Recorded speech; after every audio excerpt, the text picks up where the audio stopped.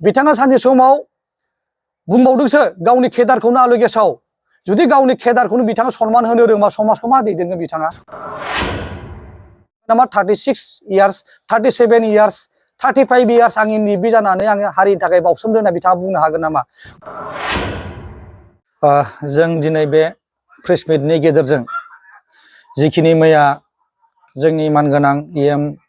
रनजित बसुमतारिया बे बनसुनि सायाव माखासे एलिगेसन लाबोदों जाय एलिगेसन बिथां बुंनाय बायदि बियो टटेलि फल्स बिथाङा आननेसेसारि खोथा बुंदों जों दिनै बनसुआ सोरखौबा टारगेट खालामनानै जों दिनैसिमबो मिडियानि थ्रुयै बा प्रेस मिटनि थ्रुयै बा ससियेल मिडियानि थ्रुयै जों दिनैसिमबो बुंफेराखै आरो जों बुंनोबो नाजायाखै खारन जों दिनै हारिखौ जुदि खौसेथियाव लाबोनांगौब्ला हारिखौ जुदि ज' खालामनोब्ला जों बयखौबो नांगोन बे हिसाबै जों खुनु रावखौबो जों अबेबा मोनसे संगठन बा मोनसे आफाद अबेबा मोनसे अर्गानाइजेसन जों दिनैसिम बखिफेराखै आरो जों बखिनायबो नङा आरो बै लामाजों थांनाय नङा खारन हारिनि खौसेथिया जोंनि थाखाय देरसिन जिहेतु जोङो जोंनि थांखिया मोनसेयानो जाहा बड'लेण्ड सोरजिनांगौ हिसाबै जों साफ्रोमबो जोंनो मोजांखौबो नांगौ गाज्रिखौबो नांगौ बिदि हिसाबै जों बनसुआ मालाबाबो बल्ड स्टेपबो लाफेराखै सोरखौबा जों टारगेट खालामना बखिफेराखै बा सोरखौबा जों टारगेट खालामना बुंफेराखै नाथाय जोंनि गुबुन गुबुन आफादफ्रा जेब्लायबो जोंखौ एवथुबाय थायो बुंनो थाखाय जोंखौ जोंनि मेन एजेन्डानिफ्राय मेन लामानिफ्राय जोंखौ डाइभार्ट खालामनो थाखाय बिथांमोना नाजाबाय थायो गोदान गोदान इस्यु लानानै बनसुनि फारसे नेगेटिभ मेसेज होनो नागिरो बिथांमोना नाथाय बेफोरखौबाबो जों सैज्य खालामनानै खारन जों दानि गोदान मुगानि जोङो गोरों गथ'फोर जाय गथ'फ्रा जों बुजियो पजिटिभा मा नेगेटिभा मा लामाया बर' हारिया बबे लामाजों थांगासिनो दङ बेफोरखौ जों बुजिजोबो बेखायनो जों दिनैसिमबो सोरखौबा टारगेट खालामनानै सोरखौबा सोंखारिनो जोङो लामाखौ लायाखै मानो होनोब्ला जों बड'लेण्ड सोमावसारनायाव जों बयनिबो अननायखौ नांगोन मा बिपिएफ मा इउपिपिएल बिपिएफनि अननायखौबो नांगोन जोंनो इउपिपिएल अननायखौबो नांगोन जोंनो बिदि हिसाबैसो जोङो दिनै लामाखौ आगान सुरदों सोरखौबा बखिनो सोरखौबा सोंखारिनो थाखाय जों बुजियाखै बनसुनि थांखिया मोनसेल' जे बड'लेण्डखौ जों बोरै मोननो हायो आरो बे बड'लेण्डखौ सोरजिनायाव जिखिनि लामा हान्थिनांगौ जिखिनि पलिसि प्लेन एन्ड पलिसि बानायनांगौ बिनि थांखि जोङो बे हाबाफारिखौसो जों मावबाय थादों सोरबा अबेबा आफादखौ बखिनो सोरबा सोंखारिनो थाखाय जों जोनोम जायाखै आरो बिनि गेजेरजों जोङो दाख्लै थांनाय जिहेथु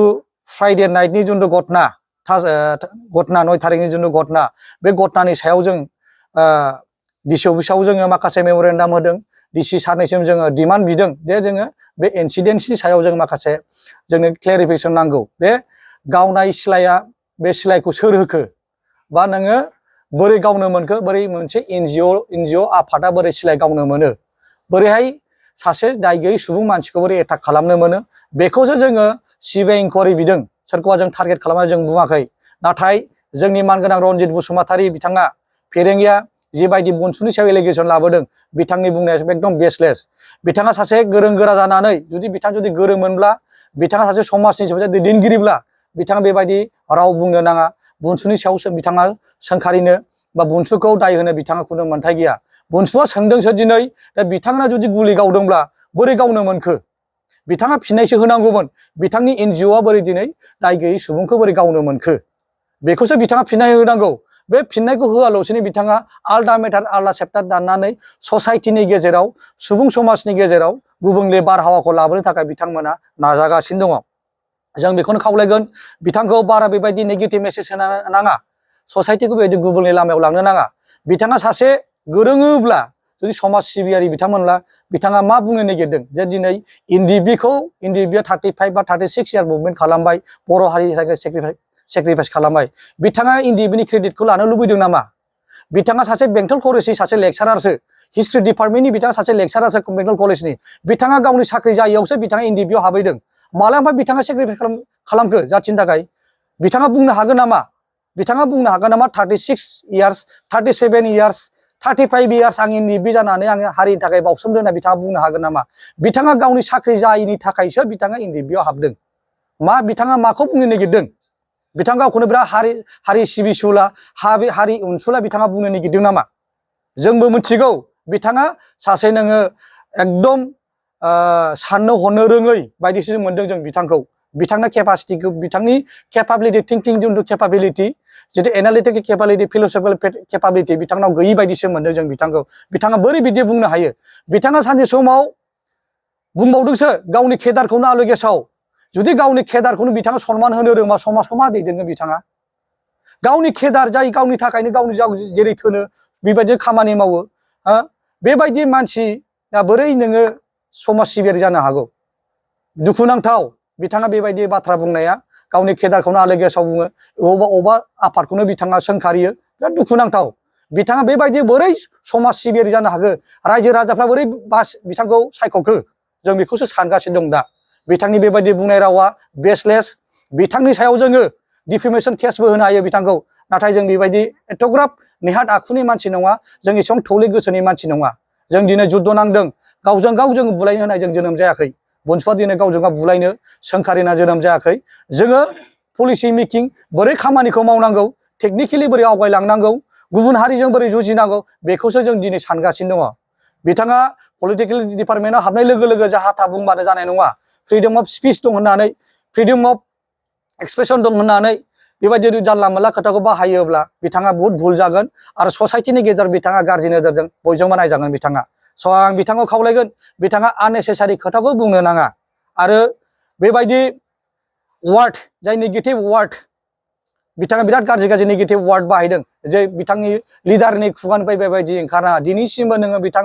इन्टारनेशनेल एजेन्डाखौनो नाय इन्टारनेशनेल निउसखौनो नाय नेसनेल निउसखौनो नाय बिथांमोन बेसेबां गिदिर गिदिर लेखा गोरोंफोर दङ बिथांमोना दिनैसिमबो बेबायदि नेगेटिभ लेंगुवेज बाहायफेराखै जिनुइन खोथा रायलायो डिबेट होनानै नोङो टपिकनि सायाव टपिक खोथाखौ रायलायो बेबायदिसो नोङो डिबेट होनो हानाय केपासिटि थानांगौ जोंनि लिडारफोरनाव बे थौले गोसो बे बिटिसिखौ लानानै बे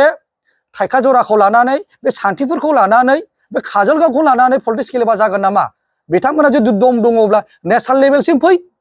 नेसनेल लेभेलसिम पलिटिक्स गेले इसेबां जुदि ब्रेननि मानसिबा इसेबां जुदि इन्टेलेक्ट जुदि नों इन्टेलेक्सुयेल ब्रेन सारबा बिथांमोना नेसनेल लेभेलसिम फै जुदि इसेबां गोहो दङब्ला सासे नोङो बै नेसनेल लेभेलनि स्पक्स पार्सनजों डिबेट होग्राजों बिथांमोनजों थरख'नांफै जुदि बिथांमोना जुदि इसेबां दङ गावजों गावल' मानो मा मुलाम्फा दं मा डेभेलप जागोन नामा गावजों गाव डिबेट होलायनायाव गावजों गाव सोंखारलायनायाव गावजों गाव नासयलायनायाव गाव माबा मोनसे डेभेलप जागोन नामा प्रफिट दं नामा हारिया बेखौ खोन्था रन्जित बिथां आरो बेबायदि जों बुंबावनांगौआ गोबां दंबावो दिनै जाथिखौ सोर गाहायाव लांदों बिनेश्वर ब्रह्म बायदिखौ सोर गावथारदों बालिराम बर' बायदिखौ सोर गावथारदों बेफोरखौ जों बुंनांगौ नामा हिस्ट्रिखौ बोखांनांगौ नामा जोङो जाथिनि गेजेराव मा बैफोरबायदि गुलाय गुजाय समाजखौ लुबैफिनदों नामा दानि जोंनि लिडारफ्रा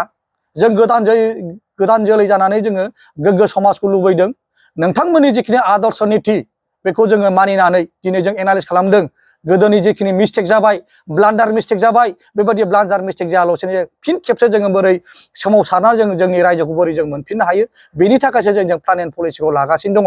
नाथाय बिथांमोना बुजिया सर्ट टेम्पार मानि थाखाय सर्ट टेम्पार जादों सर्ट टेम्पार जानांगौनि गोनांथिथ' गैया नोङो जुदि ससाइटिखौ जुदि डेभेलप खालामबा हारिखौ फोथांनोब्ला नोङो माखासे ओरैबायदि खामानि मावनांगोन आन्दोआव थानानै जि जिनिसखौ जोङो गुबुनफ्रा नुनायाव मोनसे खामानि मावनायाव मोनसे बेबायदि पलिसि जों खामानिखौ मावनांगोन नाथाय बेबायदि गुबुंले बा एबा नोङो गावजों गाव सौग्राव होलायनाय गावजों गाव बुलाय होलायनाय बेबायदि परिस्थितिखौ लाबोनाङा खारन जों बुलायोब्ला दिनैनि दिनाव जुदि बुलायनानै गावजों गाव होख्रेमलायनानै बुलायनानै जुदि नोङो बड'लेण्ड मोनोब्ला बाहाय जा जेबो बुंनांगौ गैया गावजों गाव गावथारलायनानै बुलायनानै नाख्रेबलायनानै जुदि बड'लेण्ड मोनोबा गाबोननिफ्रायनो नोंथांमोना खालायजोबनो हागोन आं बेखौसो बुंनो लुबैदों जोङो जाखिनि बुंनांगौ दङ जोङो खावलायगोन फिन खेबसे बिथांमोना बेबायदि जाहाथे गुबुंले आबहावाखौ लाबोआ समाजखौ दैदेननायाव जाहाथे समाजखौ बोखावा नोंथांमोना पलिटिकेल गेले पलिटिकेल मेटारा मास मोनसेनि जानो हागौ मास मोननै जानो हागौ नाथाय सरकार दानायनि उनावहाय बाहाय गावजों गाव मेगन मेहे मेहे नायलायनाय बखिलायनाय लामा सामा लोगो मोनबा बुलायनाय बेबायदि आबहावाखौ बिथांमोना दालाबो जोंनि गोदान जोलैया बेबायदिखौ लुबैयाखै clean and neat and clean ससाइटिखौ जों लुबैदों बयनिबो ब्रेनाव जोङो जेब्लायबो जों मोजांखौ हास्थायो मोजांखौ लुबैयो जोङो बेखायनो आं खावलायगोन नोंथांमोननि सिगां जिखिनि खामानि मावबोदों बैफोरखौ जालदाब गारनानै गोदान नितिजों गोदान मुगाजों गोरोबनानै खामानिखौ मावनांगौ जाय खामानिया जों ससाइटियाव डेभेलप खालामगोन हारिखौ डेभेलप खालामगोन आरो जोंहा बड'लेण्डखौ बोरै मोननो हायो बेखिनि खामानिखौ नोंथांमोना मावनांगौ